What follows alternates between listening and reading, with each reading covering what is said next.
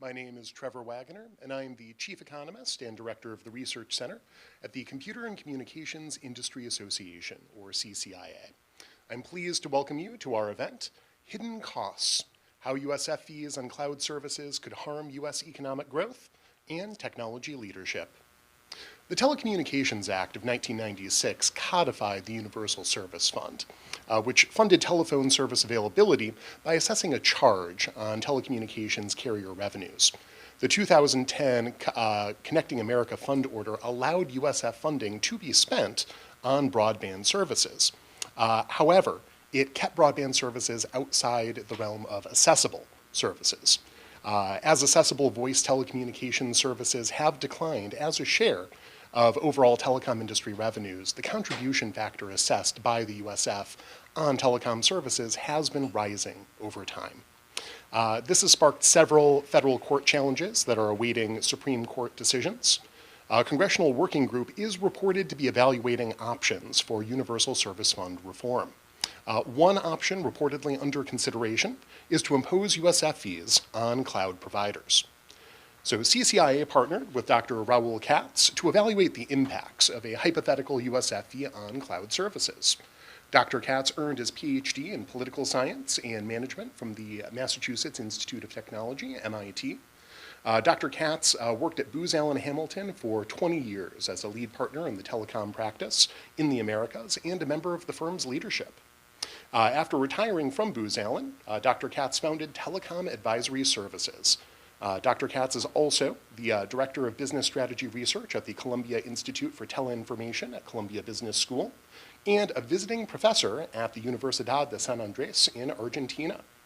I would like to welcome Dr. Katz to the stage to present his new study, Economic Impact of the Imposition of a Universal Service Fund Obligation on Cloud Services in the United States.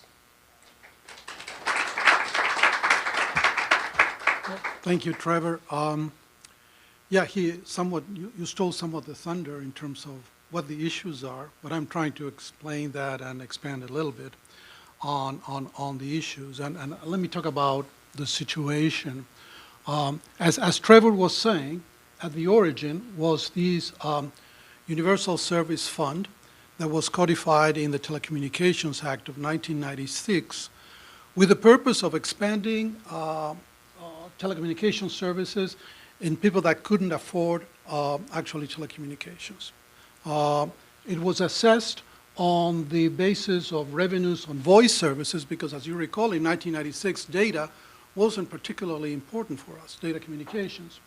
And the complication on this has been that the accessible base, that is to say the voice revenues, has been shrinking.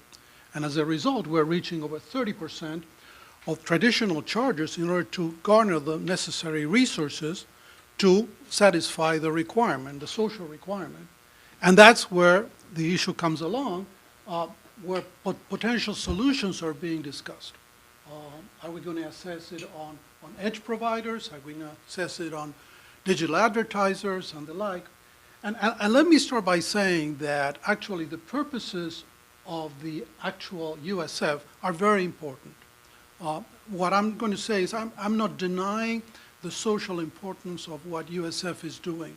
Just to give you a couple of examples, I've done work for libraries and colleges, broadband services, and the value that they delivered during the pandemic in terms of providing services for people that didn't have broadband and therefore were sort of out of society because they didn't have any connectivity was critical.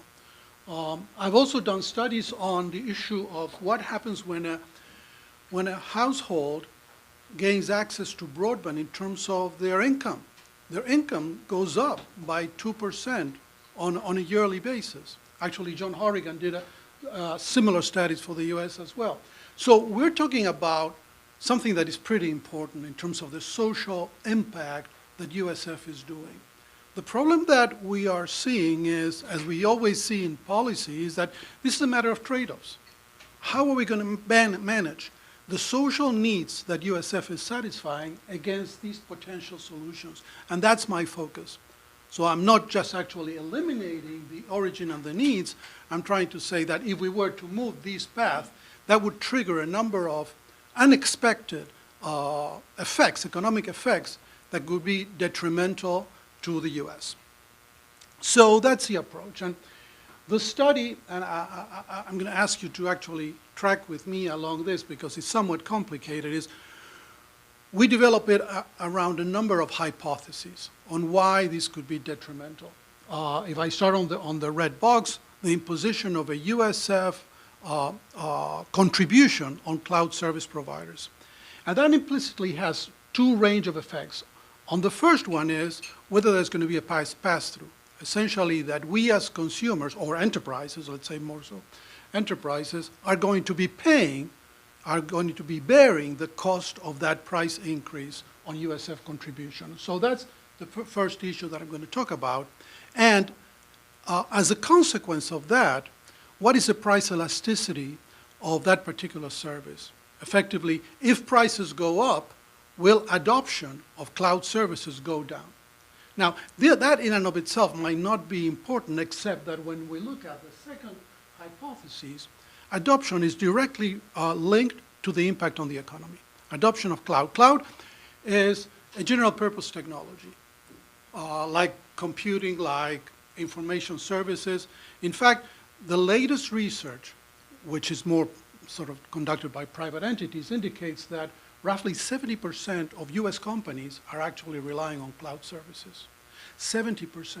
So this is becoming pretty important. So if by any case I'm going to have a pricing increase and enterprises, companies are sensitive to that price increase, that adoption is going to decline, which in itself is going to trigger some sort of a negative economic impact. And that's my second box down there, H2. The third effect is that impact, economic impact, is not going to be abstract. It's going to actually materialize on particular states. As you probably know, or you suspect, the range of adoption of cloud services is not homogeneous across the country. You have,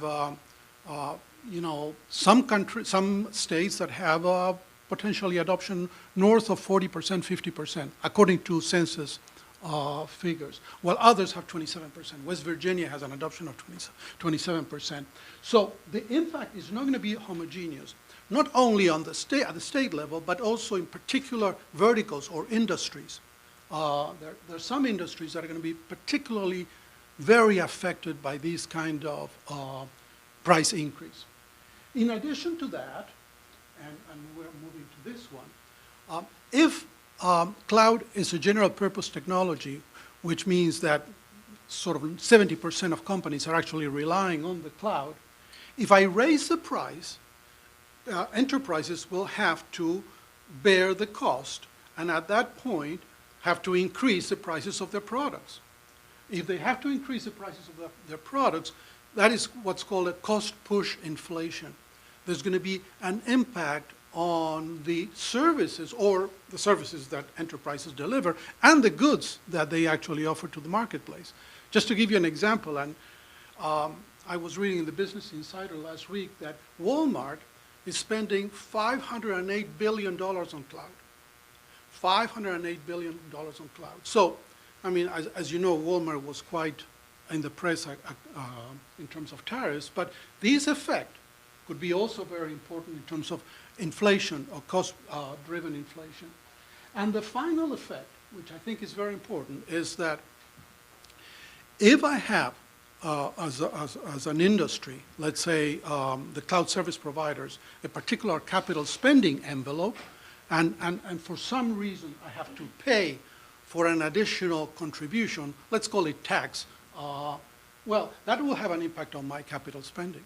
That will have an impact on how much do I have in terms of my envelope to spend in infrastructure on an annual basis. And if I'm saying that 70% of companies are relying on cloud services, that might have as well an impact on a critical infrastructure that's delivering value to the economy. So these are the range of effects that I'm going to talk about. And as you can see again, let me emphasize, I'm not denying the effect or the importance of USF. What I'm saying is that we need to be cognizant of the policy trade-offs that this entails, this particular policy entails. Well, so the first issue to recognize is whether this increase is going to be passed on to consumers. Consumers meaning enterprises. Whether if I put like, let's say, a 3 to 5% imposition on the cloud service providers, whether they automatically are going to put it on the bill. We have two points to consider in this case. Well, one is that currently telecom service providers put that USF contribution on the bill. So when we pay our bill to Verizon, we can see a line that is related to universal service contribution. So one could assume if that is the case for telecommunication service providers, why wouldn't it be the case for cloud service providers? The second issue is purely industrial organization.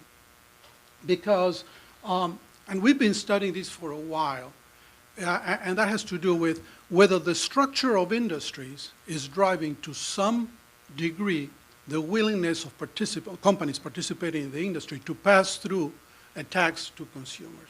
In general, the precept says that when I have perfect competition, enterprises pass it on to consumers under perfect competition. And the conventional theory says that if you move to somewhat of a monopolistic kind of an industry structure, there's going to be less willingness. But that's too straightforward. In fact, more research being conducted currently, particularly at Cambridge in the UK, indicates that there are other factors that come into play. One is the market power of the firm.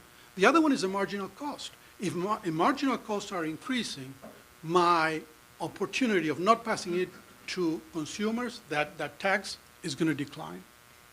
And then in terms of whether we're talking about a perfect competitive industry, cloud service providers, or a totally concentrated, it is interesting because cloud service providers, I don't know how familiar you are with it, but essentially what you have is three players, and those are Microsoft, Google, and Amazon Web Services, control roughly 60% of the market, except that beyond that, you have 100 service providers that are offering particular niche services. And these, my numbers are Department of Interior. So the notion of considering that this is somewhat about consolidating industry is not that straightforward.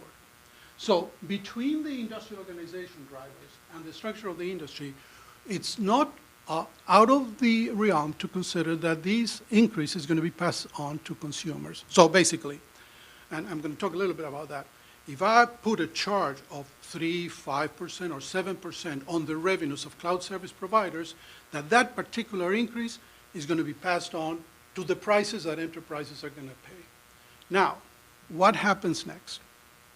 Well, what happens next is that increases the price, and the first issue that I need to demonstrate is to what extent there is elasticity. So if the price increases, some companies are going to say, I can't afford this, I have to like bring my computers in-house, or potentially I need to reduce my bill that I'm paying to the cloud service providers. That's the element of price elasticity. So how do we measure that? Well, we had to look for data around the OECD countries because there's not enough data in the US, to be honest. So we created a panel of 30 OECD countries. And we constructed our regression models, and I don't want to get too much in the detail on the weeds of how we did this, but that's pretty much presented in the paper. And we get to the point that says that a 1% increase in the service prices decreases cloud adoption by 0.5 to 0.6%. So essentially what we're saying is enterprises are actually sensitive to that increase in price. And what you see here in this chart is basically you start with a point of 34% adoption, which is the number that the Census Bureau published in terms of number of companies that are relying on cloud. I'm going to talk a little bit about that. And if I start modeling the impact with a 3% increase on USF contribution versus a 5% versus a 7%, see how adoption starts declining. This is the effect of price elasticity. Now, an important point why do we use 34% as our starting point? Because that's the latest number that the government has issued. In fact, this particular information was delivered before COVID, and the government has conducted survey research after that, but not yet published at the time that we did this study. But it's important to consider this because, as I was saying before, a privately done research would indicate roughly that 70% of companies rely on cloud services, between 50 and 70% depending on the sample. But this is not like statistically relevant, so we, to be fair on this, we started with the government-issued number. So the first thing is that there is elasticity, and therefore there's a decline on adoption. Now, why is this important? Why the decline in adoption is going to trigger an economic impact? And that's our second hypothesis. Our second hypothesis says that if adoption declines as a result of price increase, the impact of the economy is going to suffer. Because again, I'm talking about a general purpose technology, and you're telling companies suddenly there's going to be roughly 1 percentage point decline in the number of companies that are adopting cloud. And again, our research would indicate that there are a number of effects, negative effects. Now, it's important, and I don't want to get in the weeds of this, but it is very important in the modeling, and whoever is interested, you're welcome to look at the paper, is how do you control for reverse causality? How do you control for endogeneity in the modeling? Because one could say, okay, well, countries that are richer buy more cloud. So why cloud has an impact on the economy in and of itself? So we have to do a lot of modeling techniques to control for those effects. In particular, that's why I mentioned here instrumental variables, because that's a critical element that in econometrics we use to control for that, those particular distortions.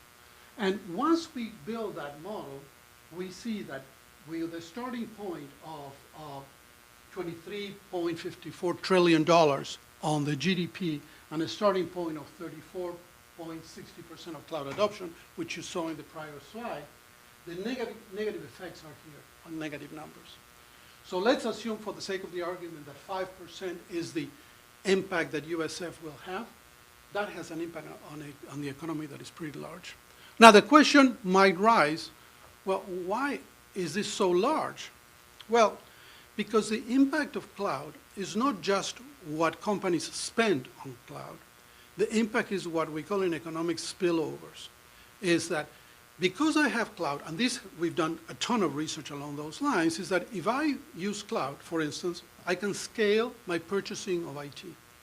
The more IT I need, I call Google and I say, give me more services. But if I don't need them, I don't buy them. While if I were to rely on my computers in-house, I have to spend a bunch of capital to have somewhat of a cushion in terms of capacity to accommodate for future growth. And that capital is unutilized for the time being. The other thing that we've seen is companies that rely on cloud are more efficient in terms of developing products, because the cloud service providers don't only offer brute processing capacity, they offer software. So companies can actually mix and match the offerings of the cloud service providers to develop new products. So the timing that it requires to develop a new product shortens. Now, when you start adding scalability, you add to that speed of developing new products. You add the issue of economics on your installed infrastructure, you get the spillovers. And spillovers are very important. You get all these productivity effects that wouldn't be there if cloud wasn't going to be there. So look at the numbers. If I put a USF charge of 5%, my GDP decline, and we are somewhat ranging it just to be on the safe side, between 58 billion and 148 billion of negative impact. So that's the first effect of the pass-through that I was talking about before. Now let's look at the second one. Let's just take this at the state level and at the industry level. And let's try to make it more manageable, so to speak. And what we've done here is for the states, we looked at the penetration of cloud on a state-by-state basis, the data that the Census Bureau gave us, and the GDP numbers for each of the states. And we apply the same coefficients of impact. And here you see three examples, although in our paper we put all the states and the District of Columbia in terms of the effects. And these are $1 billion, and of particular 3, 5%, and 7% scenario. So you're talking real money here. You're talking real money at the state level. In a way, we do this because we want Congress to be cognizant that this is not just numbers that we're going to see in the abstract at the national level. This is going to impact the economic situation of each of the states that they are voting on. And then we do the same kind of analysis, but at the industry level. Now, let me just show you a little bit what does it mean when we're talking about a general purpose technology. What you see here is basically what % of spending is being allocated by industry. And this is what IDC does. And you can see that 10% of the revenues on cloud service providers go to the banking industry. But if I add the segments for manufacturing, it's close to 13 to 14%. I'm taking just, for instance, industrial and other manufacturing. I'm taking aerospace and defense. I'm taking everything that could be related to manufacturing. Now, this is important because this says, okay, in theory, if I can prove the impact that there's going to be on industries, particularly on manufacturing, when we're trying so much to reshore manufacturing and build the industrial base in our country, that would have a negative impact. And that's what our case shows. I mean, look at the impact on manufacturing in terms of the decrease of cloud adoption. Construction, I'm less interested, but ICT is important, professional services. And just, it's very important that I mention here, the first four are actually the variables where our models are statistically significant. There are others that our models are not statistically significant, so we're very prudent about what we report. We could see a negative impact, but we don't want to go in that realm. And the last one is healthcare. The impact is less so compared to manufacturing, but very important from a social standpoint. Now, a very important point here, and that was raised by the peer that reviewed our studies, because we were very careful about this, says, well, the way you're measuring this impact is what you call extensive adoption, meaning essentially, and again, I'm not getting in the weeds, but a company that says, oh, my price increased by 5%, I'm going to cancel the service. That's what actually our models indicate. But there's another effect that is the intensive effect that says, well, they're increasing the price. I'm going to sit down with Google Cloud Service and I'm going to tell them, can you bring my bill down? What can I sacrifice? Can you give me a discount? Can you give me some way by which I reduce the service in order to pay less? And that's the other effect, but we are not measuring this. So in fact, the impact could be higher than the one that we're showing. Okay, then we get to the fourth effect. And this is the cost push on inflation. Inflation being pushed by cost. What is the underlying rationale for this kind of approach? If cloud is being used by 70% of the companies in our economy, and I raise the prices, companies will have to increase the prices of the services they provide. It's somewhat like the impact of tariffs, which everyone is aware of. So if that is the case, that is going to raise inflation. It's going to increase the rate of inflation. Can we measure that? And in fact, we can, because what we call the cost push inflation occurs by looking at the contribution rate of inflation and looking how important is, in this case, cloud, as a % of all the revenues being generated in the US economy. And from that perspective, I can model the increase in price change as a result of these three scenarios that I was talking about before, which gives me to the overall impact of inflation contribution. So what this means is that if I have an inflation of 4%, and if I were to do this, my impact would be accelerated 0.13% of my inflation rate. by raising the prices of cloud services. So again, something that we don't like to happen because of what we're trying to do, bringing inflation down. And then we get to the last effect, which is the impact on CapEx. Now, the impact on CapEx is important because, in fact, there are no statistics of how much the cloud industry is investing in the United States. We really had to navigate quite a bit. We have some numbers, and they're explaining in the paper as to how we could triangulate.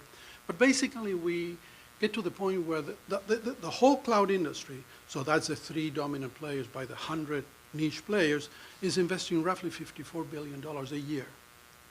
Now, the point here, and I've done a ton of studies along this, is that if I put a tax on the providers of an information technology, that is going to have a negative impact on CapEx.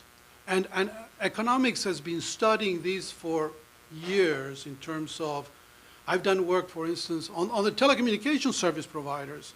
So taxes on, for instance, sales tax on the acquisition of broadband equipment brings the investment on broadband down.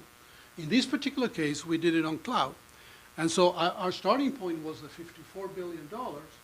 And one of the studies that we're very, we're really bullish about it indicates that the 1 percentage point rise in the regulatory fee, i.e. a USF rate, leads to a 3.6 to 2.8 decrease in CapEx. And this, again, you're welcome. This is peer-reviewed publishing papers. So if I apply this particular rate to these 3 scenarios, 3, 5, or 7%, this is going to get as an increase, a decrease in CapEx. Now, why is this important? It goes back to what is it that we're trying to achieve from an economic policy standpoint. Trying to build an industrial base. Cloud service providers are critical for the industrial base, by north of 70% adoption. With that particular situation, if I'm imposing on an industry a decrease in how much they spend on an annual basis, in a way I'm shooting myself in the foot because I'm having an impact, a negative impact on building that capability that is pretty critical going forward. I haven't even mentioned the notion of how critical this is for artificial intelligence. And I could go for ages on that because that's what we are studying right now. But essentially, to train an AI model, you need the computing power that cloud service providers deliver. That's why we study a lot these, what's called in economics, the complementarity between 2 technologies, AI and cloud. So think about it. We're building ourselves and becoming the frontier country relative to AI, but at the same time, we're considering the increasing a tax that would decrease the capital spending, which indirectly will have an impact on the development of AI. This is no good. This is no good. It's just like, it's a counterintuitive effect of the policy. So, if I build the whole story, these are the numbers that I've been presented to you before.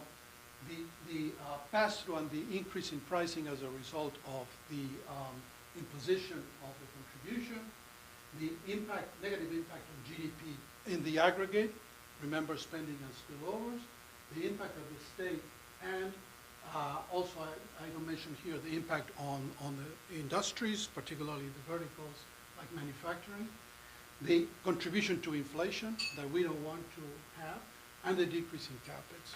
All this to say that, again, I'm wrapping it up in terms of the trade-offs, because I'm focusing here less so on denying the social purposes of USF and more saying that going this route and relative to the trade-offs, it's raising the question as to this is really good. So in my concluding remarks, we hope this will contribute to the ongoing discussion. Because basically what we're trying to do here is to put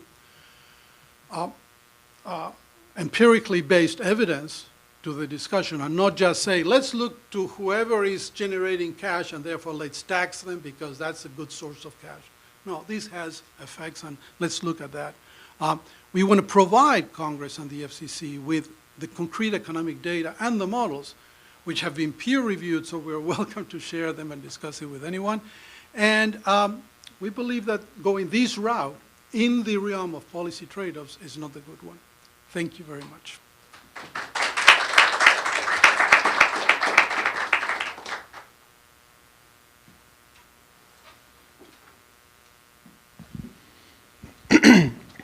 Now, Dr. Katz, your paper identifies evidence that increased prices for cloud services would reduce cloud adoption, which is perfectly consistent with standard economic expectations related to price elasticity of demand. You then trace the consequences of that reduced cloud adoption into significant GDP impacts. The magnitude of the impacts may surprise some of our audience for a 3 to 7% fee on a single service type. So why is it that reduced cloud adoption has the potential to reduce GDP so significantly? Yeah, well, okay. The issue has to do with again, the spending on the spillovers. Right now, spillovers could represent north of 70% of the overall impact.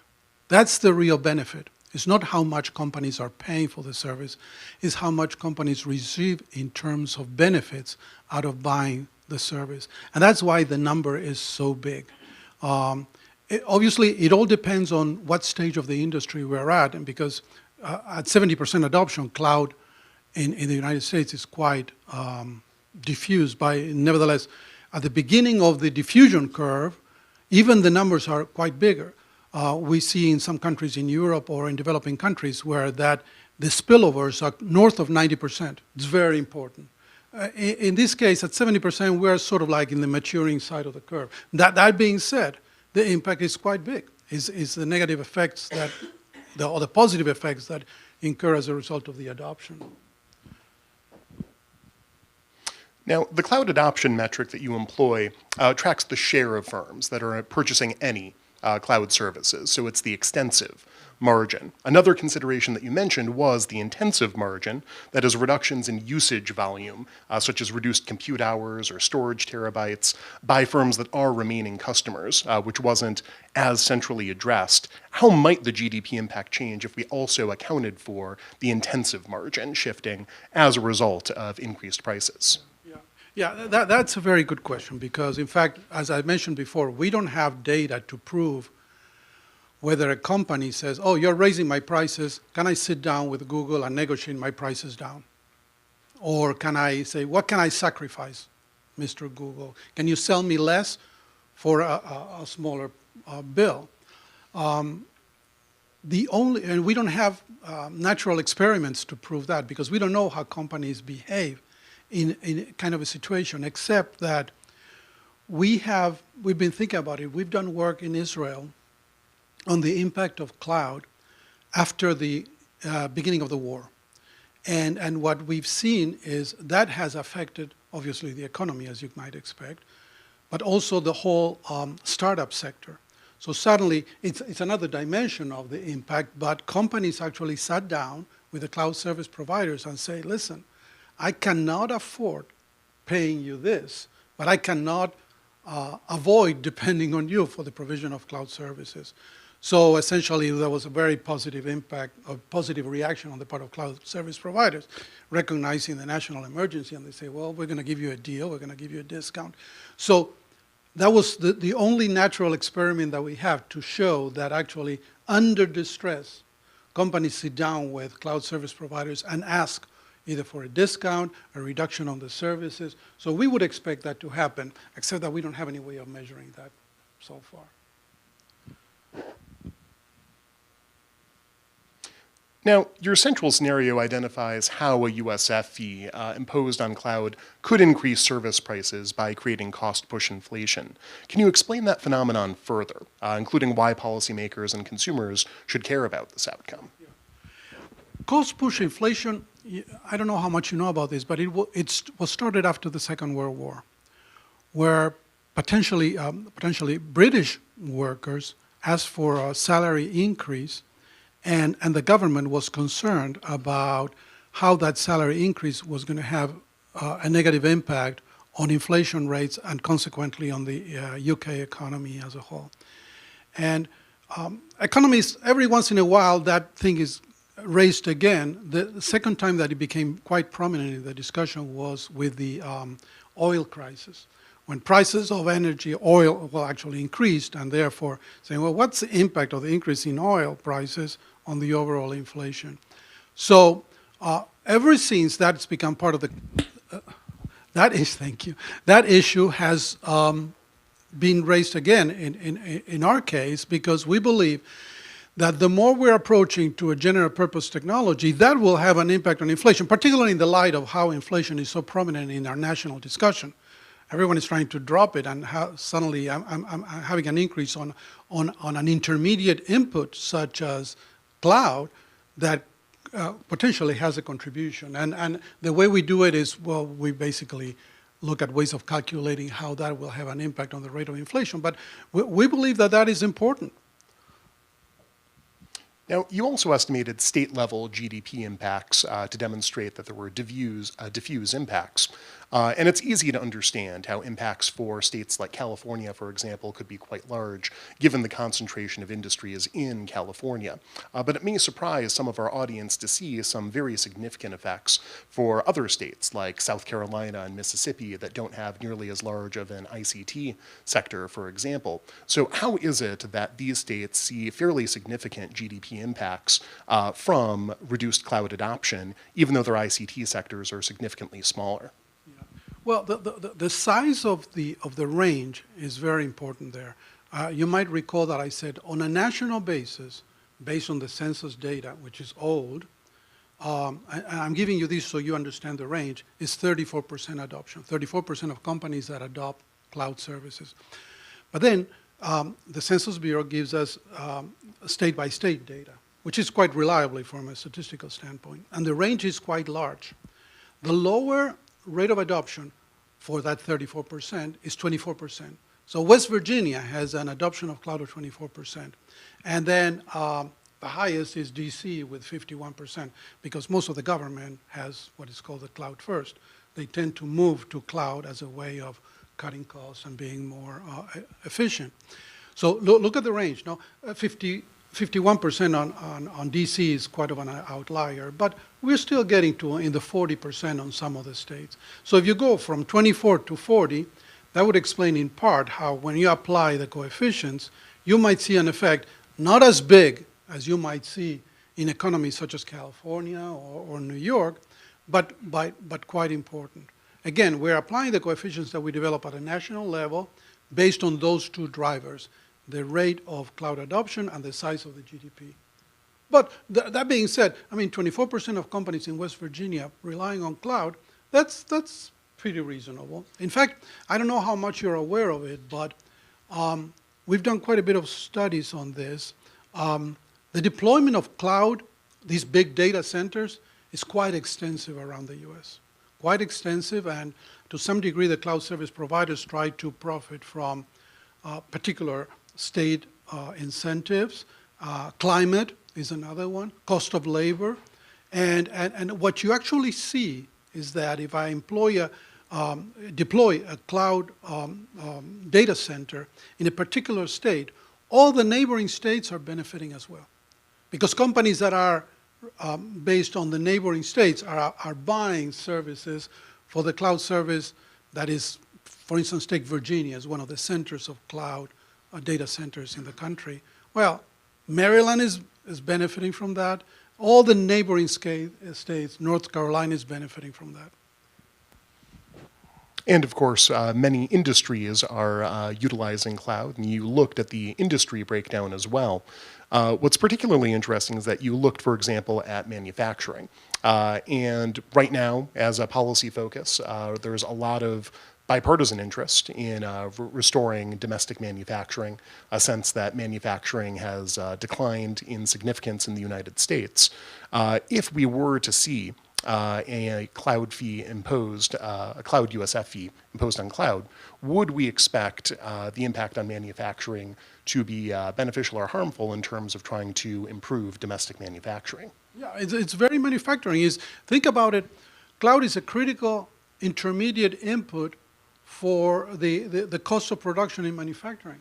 And this is, as a matter of fact, one of the first times that we've proven this in a given country because, for instance, when we did work in Israel, manufacturing in Israel is quite de minimis. I mean, we were there testing the ICT sector, the startup sector.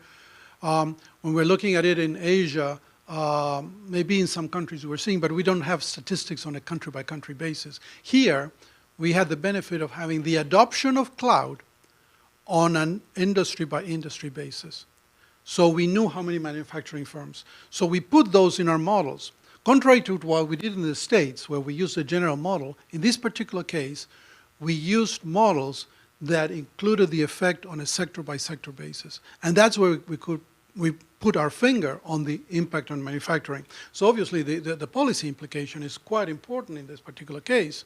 I mean, again, as you just said, we're trying to increase the importance of manufacturing, build that as economic policy going forward, and suddenly we're raising the cost of intermediate input of a critical industry in the future, no? And we wouldn't expect that to have a favorable outcome for domestic manufacturing. Now, another point that you raised was the impact on capital expenditures on cloud infrastructure. Now, it makes intuitive economic sense that if you are taxing a service, it decreases the incentives for investment in that service. But can you walk us through exactly how this phenomenon develops and the downstream consequences as a result of a USF being imposed on cloud? Look, there's a ton of research on this. So, and that has nothing to do with the Laffer curve that was raised some time ago. No, this basically says that if a company has a certain amount of capex in their envelope and suddenly they have to increase their taxes, that portion of the tax is going to come out of that capex envelope. And we've done work for the telecom service providers, for the cable TV providers on a state-by-state basis in the US. We've done work on an international basis.